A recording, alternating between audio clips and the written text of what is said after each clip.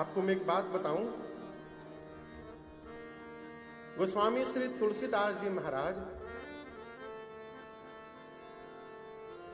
काशी जी में रहते थे, परंतु जब शौच करने जाते थे तो काशी की भूमि पर शौच नहीं करते थे। शौच समझ रहे हैं ना, प्रातः काल हम लोग जो फ्रेश होते हैं, गोस्वामी जी लोटा में पानी लेकर गंगा को पार करके, जो मुगल सराय वाला एरिया है, गंगा पार करके अब बालू की रेता में उधर जाते थे शौच करने नित्य। और लौटते समय लोटे में जो जल बचा रहता था, उसी बालू पर एक जामुन का वृक्ष था, उसकी जड़ में वो पानी डाल दिया करते थे नित्य। इतना पानी गोस्वामी जी ने डाल दिया उस वृक्ष के जड़ में। उस वृक्ष पर एक ब्रह्म राक्षस रहता था और उस गोस्वामी जी के दिए गए जल को पी पी कर वो ब्रह्म राक्षस तृप्त हो गया। और एक दिन प्रसन्न होकर उसने गोस्वामी जी को दर्शन दिया, बोला कि मैं आपसे बहुत प्रसन्न हूं, मुझे आपने तृप्त किया है, बताइए क्या चाहिए। तो गोस्वामी जी बोले, मैं अपने प्रभु का दर्शन करना चाहता हूं, रघुनाथ जी का। उस प्रेत ने कहा कि मेरी तो इतनी क्षमता नहीं है कि मैं आपको राम जी का दर्शन करा सकूं। हाँ, जो राम जी का दर्शन करा सकते हैं उनका पता बता सकता हूं आपको। बोले कौन? तो श्री हनुमान जी महाराज से मिलवा सकता हूं। गोस्वामी जी बोले, उनसे मैं कैसे मिलूंगा?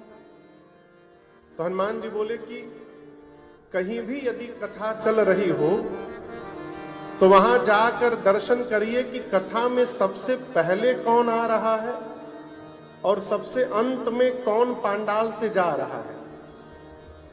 जो सबसे पहले आकर सबसे अंत में जाए, वो हनुमान जी को छोड़कर दूसरा कोई नहीं हो सकता है, वो स्वयं श्री हनुमान जी है।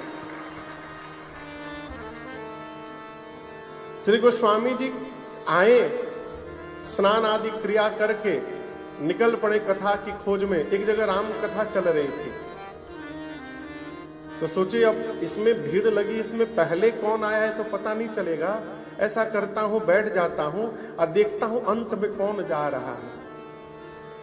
कथा पूरी भई, वक्ता भी चले गए, आयोजक भी चले गए, यजमान भी चले गए, श्रोता भी चले गए। अब पूरे पांडाल में एक श्री हनुमान जी बच गए और गोस्वामी तुलसीदास जी बच गए।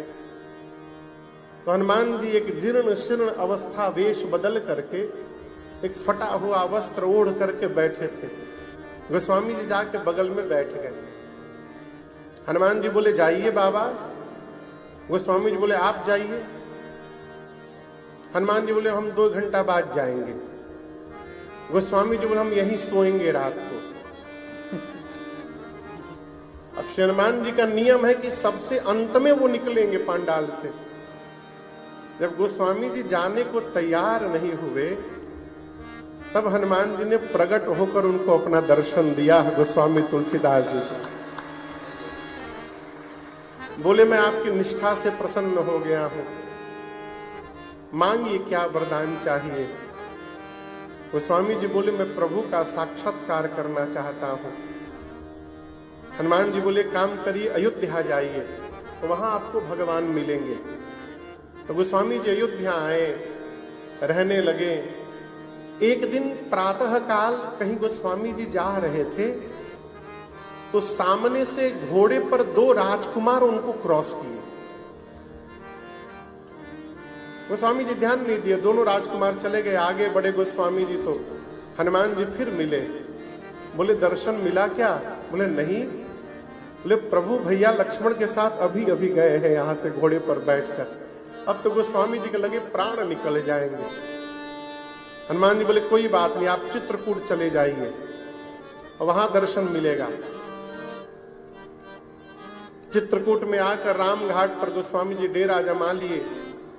एक दिन सुबह सुबह चंदन घिस रहे थे, तब तक 2 छोटे छोटे बालक आकर बैठ गए। बोले, बाबा हमको भी तिलक लगा दीजिए। तो गोस्वामी जी चंदन घिस कर, वो राम लक्ष्मण जी थे, तिलक लगा रहे थे। हनुमान जी मन में कहे कि बाबा इस बार फिर मिस करने वाले हैं। तो वही कहते हैं कि हनुमान जी महाराज पक्षी का रूप बनाकर वही वृक्ष के ऊपर बैठकर एक दोहा बोले, क्या? चित्रकूट की घाट पर भई संतन की भीड़, तुलसीदास चंदन घिसे तिलक दे तरघूरी। जैसे हनुमान जी ने ये बात कही, गोस्वामी तुलसीदास जी को ये समझते विलंब नहीं लगा कि ये तो मेरे आराध्य हैं, चरणों में गिर पड़े और वहां पहली बार उनको भगवान का साक्षात्कार प्राप्त हुआ।